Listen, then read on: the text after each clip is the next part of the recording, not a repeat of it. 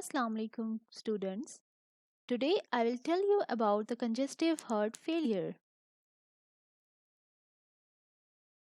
Classification of congestive heart failure based on symptom severity, based on type of dysfunction, and based on affected side of heart. Classification of congestive heart failure. Heart failure may be classified by symptom severity.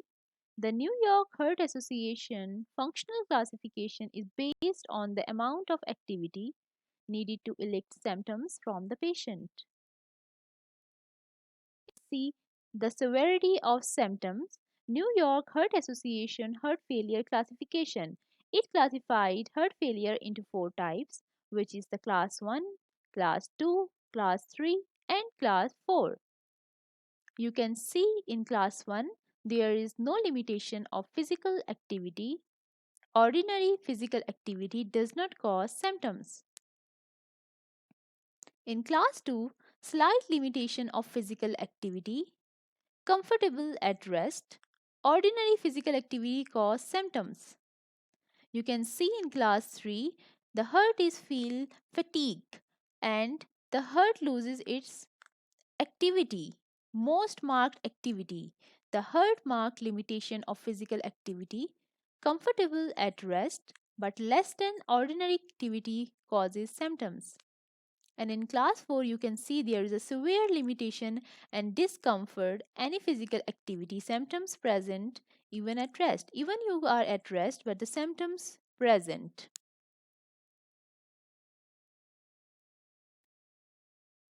Classification of congestive heart failure. Heart failure may be also classified by the type of dysfunction, which is the systolic and diastolic.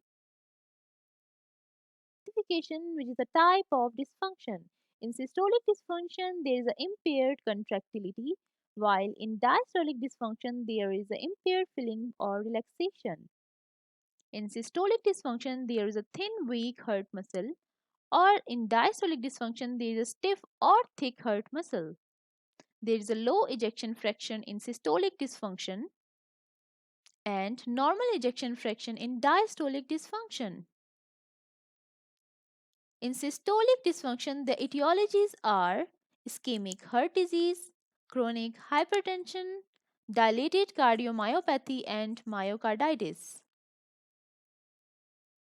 While in diastolic etiologies are hypertension with left ventricular hypertrophy, restrictive and hypertrophic cardiomyopathies, fibrosis, amyloidosis, sarcoidosis, constructive pericarditis, hemochromatosis, valvular disease, and aging.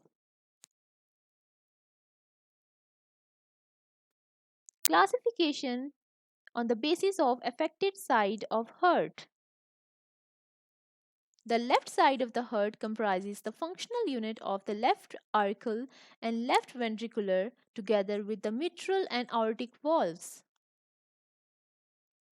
The right heart comprises the right auricle and right ventricle and tricuspid and pulmonary valves.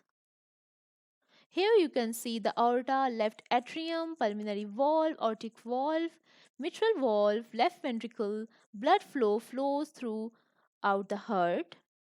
All the parts present in heart. Sided heart failure. There is a reduction in the left ventricular output. There is an increase in the left atrial or pulmonary venous pressure.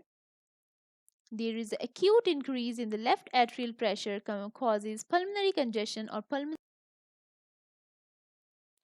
The left sided heart failure symptoms are restlessness, you can feel restless, confusion, orthopnea, excessive sweating, excessive worry, tachycardia, increased heart rate above than 100 beats per minute is a tachycardia, fast heartbeat. Exertional dyspnea, you can feel fatigue, and you can feel cyanosis. Cyanosis is the bluish color of the skin. You can see that the hands and feet and the lips of the man are blue in color, means he is he having an inadequate amount of oxygen in his blood.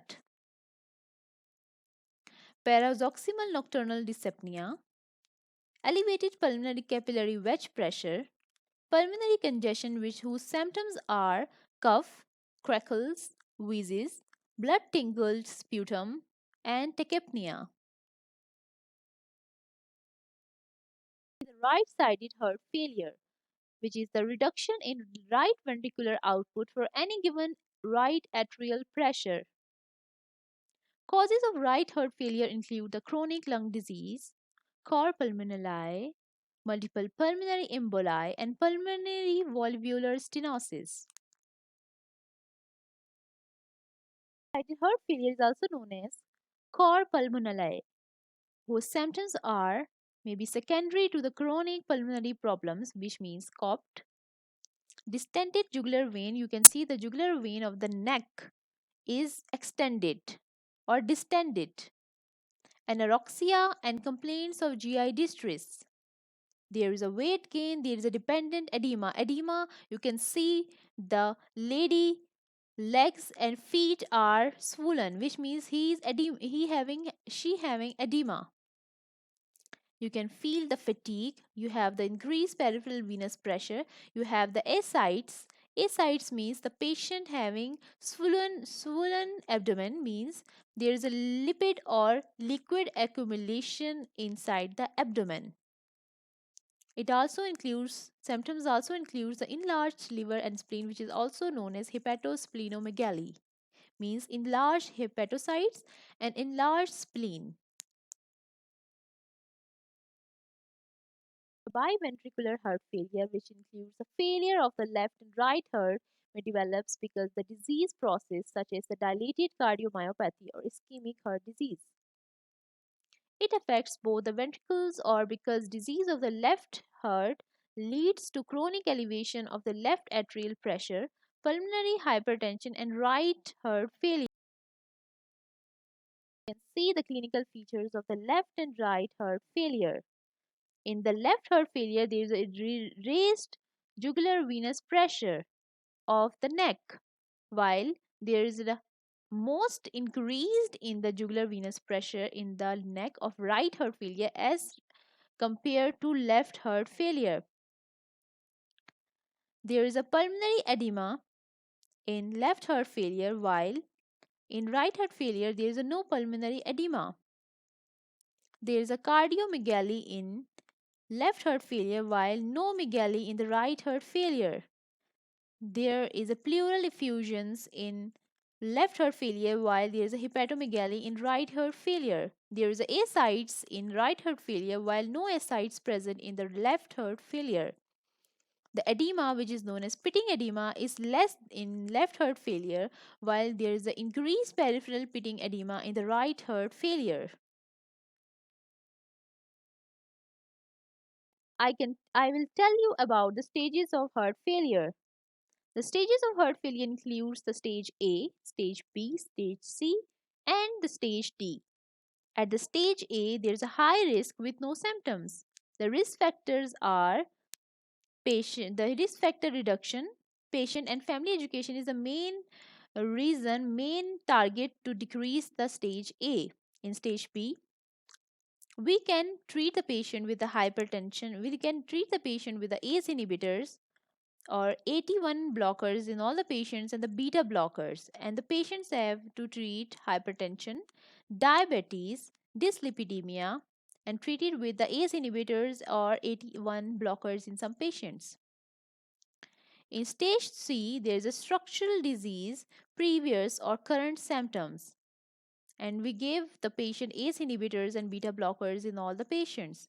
Dietary sodium restrictions and diuretics and digoxin are given. Cardiac resynchronization if bundle branch block present. Revascularization, mitral valve surgery. We can do all these things. We can consider multidisciplinary team.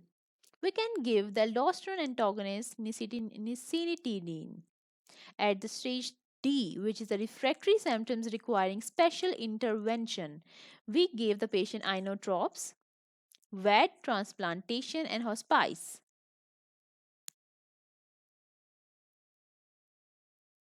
Thank you so much.